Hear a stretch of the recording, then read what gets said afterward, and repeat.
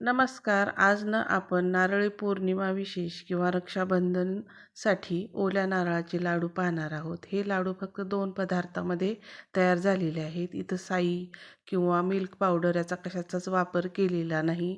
पुढे परत गौरी गणपती आलेलीच असते, त्याच्यासाठी पण हे लाडू आपण करून ठेवू शकतो. छान 1-1.5 महिना हे लाडू टिकतात. खूप दिवस टिकण्यासाठी काय केलं पाहिजे मी या व्हिडिओमध्ये सांगितलेलं आहे. व्हिडिओ शेवटपर्यंत बघा. चॅनलला सबस्क्राईब केल्याशिवाय जाऊ नका. तर इथे 4 नारळ मी घेतलेले आहेत. त्याच्यावरची साल काळी काढून टाकलेली आहे. तुम्ही खवून पण घेऊ शकता आणि याची परत नंतर बारीक तुकडे करून मी आता ही काळी साल निघाली ना, हे तुम्ही भाजीला वगैरे वापरू शकता. आणि पांढऱ्या नारळाचा आपण मिक्सरला बारीक तुकडे करून दूध न निघता जरा किसतो आपण नारळ, त्याच्यापेक्षा कमी असं बारीक करून घ्यायचं आहे.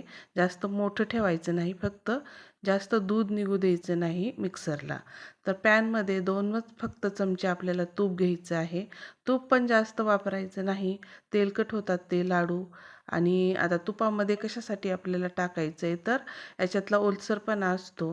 तर बघा मी कसं नारळ किसून घेतल्यासारखा घेतला आहे, म्हणजे मिक्सरलाच बारीक केला आहे, पण त्याचं दूध पण निघलं नाही. अगदी कोरडे कोरडे असे मी मिक्सरला बारीक केलेला हा किस 2 वाट्या आहे मोठ्या. तर हे आपल्याला तुपामध्ये परतून घ्यायचं आहे. एक तर तुपात परतल्यानंतर छान चव पण लागते आणि कोरडे होतात, त्याच्यामध्येच ओलसरपणा सगळा निघून जातो.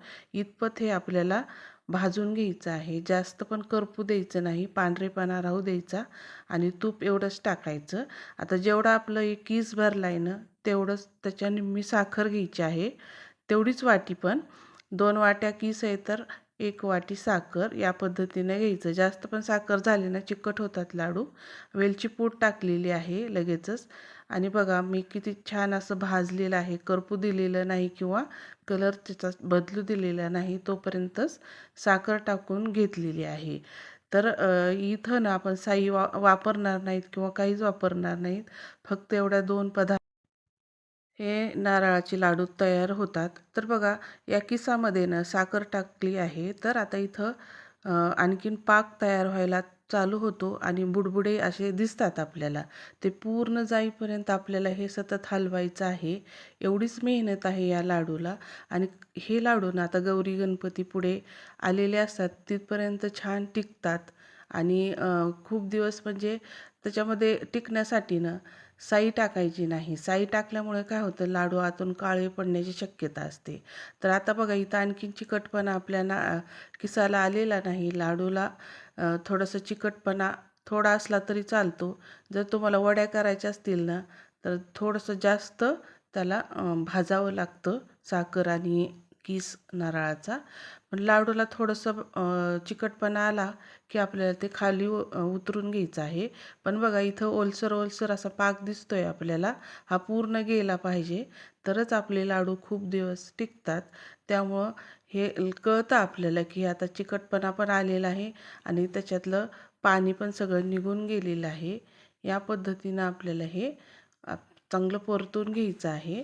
म्हणजे लाडू की नाही छान खूप दिवस टिकतात. आणि आता ओलं दिसतंय, परत थोडं 1-2 दिवसानं हे कोरडे कोरडे पांढरे शुभ्र लाडू दिसायला लागतात.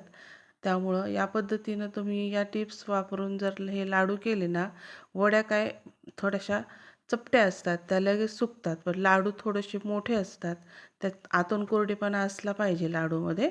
त्यामुळं आपल्याला ही प्रोसेस करायची आहे. थोडंसं कोरडं होऊ द्यायचं. वड्याला ओलं राहिलं तरी चालतं, पण लाडूसाठी कोरडं होऊ द्यायचं आहे हे साखर टाकल्यानंतर. म्हणजे आपले लाडू चांगले 1-1.5 महिना टिकतात.